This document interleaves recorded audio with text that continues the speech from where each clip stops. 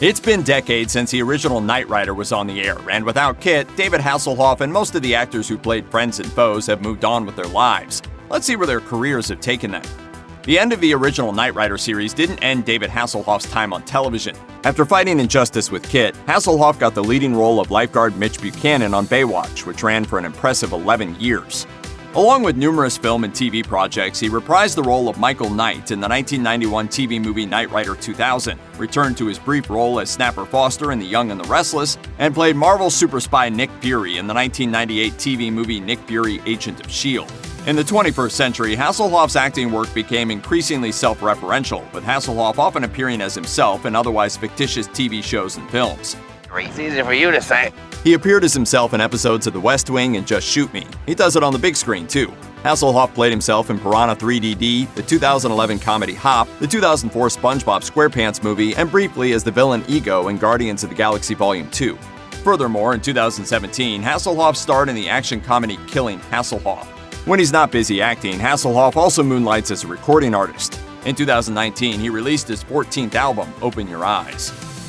You won't remember William Daniels in fistfights with bad guys on Knight Rider, but that's because he filled a much more important role. Daniels was the voice of the smart car KITT for all of the original Knight Rider series, as well as the 1991 TV movie Knight Rider 2000. Before, during, and after the original run of Knight Rider, Daniels was playing the role for which he's most fondly remembered, as Dr. Mark Craig on the medical drama St. Elsewhere.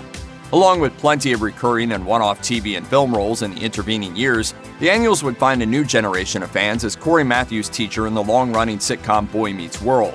He would later reprise the role for the spin-off series Girl Meets World.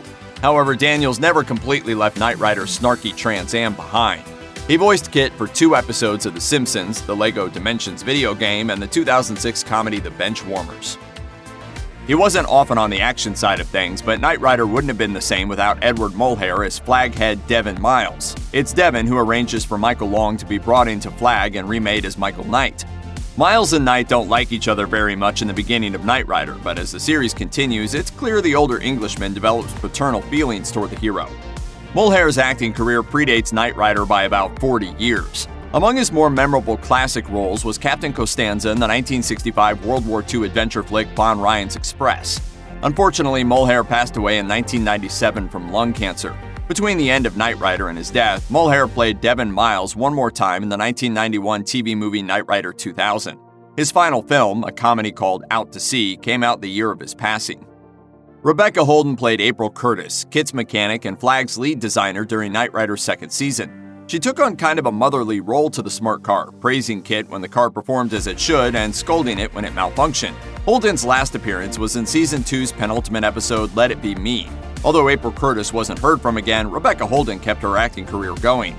In the late 80s, she had one-off spots on shows like Remington Steele, Night Court, and a 3-episode recurring role on General Hospital in 1987.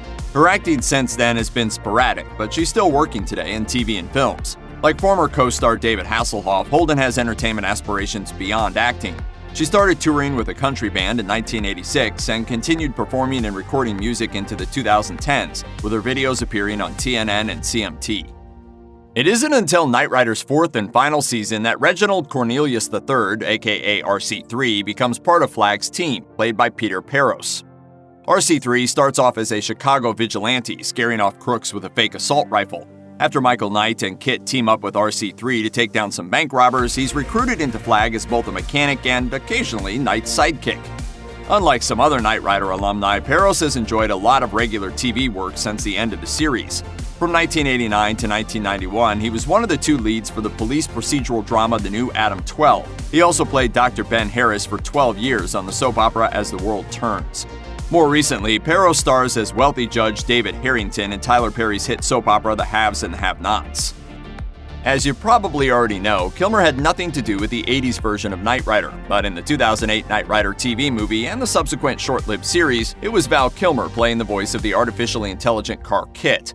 After the Knight Rider remake shuttered, Kilmer enjoyed regular work in film and TV. He plays a vengeful ghost in the 2010 horror The Traveler, a fictionalized version of himself in 2012's The Fourth Dimension, and an officer in the 2017 psychological crime drama The Snowman.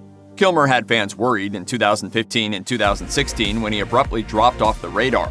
For 2 years, Kilmer largely denied rumors that he was battling cancer. In 2017, he opened up about his health issues with The Hollywood Reporter. Kilmer told THR that he was struggling with throat cancer. He also had a procedure done on his trachea that made his voice sound raspy while rendering him out of breath. Thankfully, Kilmer still seems eager to work. Among other upcoming projects, he'll be reprising the role of hotshot pilot Iceman in Top Gun Maverick. If Knight Rider's KITT had a nemesis, it was KAR, which stood for Knight's Automated Roving Robot. KAR was the prototype for what would later become KITT, but KAR's programming cared less about protecting human life and more about doing whatever it could to protect itself. Do you wish to drive, or shall I? Go ahead.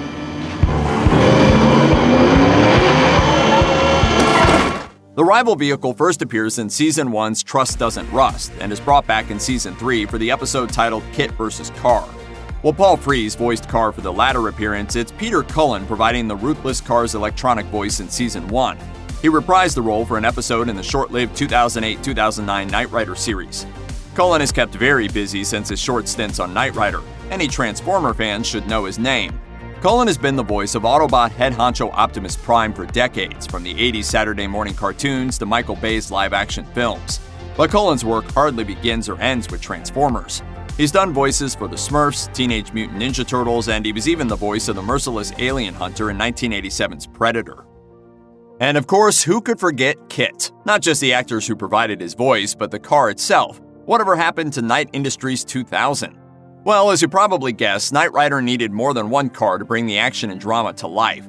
In 2017, Newsweek looked into what happened to the different KITTs from the series and discovered that there had been between 14 and 16 different Pontiac Trans Ams owned by the studio. Most of the vehicles were acquired through a stroke of luck. In 1983, a train transporting Pontiac Trans Ams derailed. While none of the cars were damaged, California state law deemed none of the cars could be sold to drivers. General Motors sold the cars instead to Knight Rider for $1 apiece, with the stipulation that they would all need to be destroyed once the show was done with them. After the series ended, the studio rented a crane and smashed all but 5 of the cars with a wrecking ball. A couple of Knight Rider superfans tracked down the surviving 5 KITTs. One is somewhere in the UK, while 2 are located in museums in Indiana and Miami. The Knight Rider superfans bought the remaining 2. Check out one of our newest videos right here. Plus, even more Looper videos about your favorite actors are coming soon. Subscribe to our YouTube channel and hit the bell so you don't miss a single one.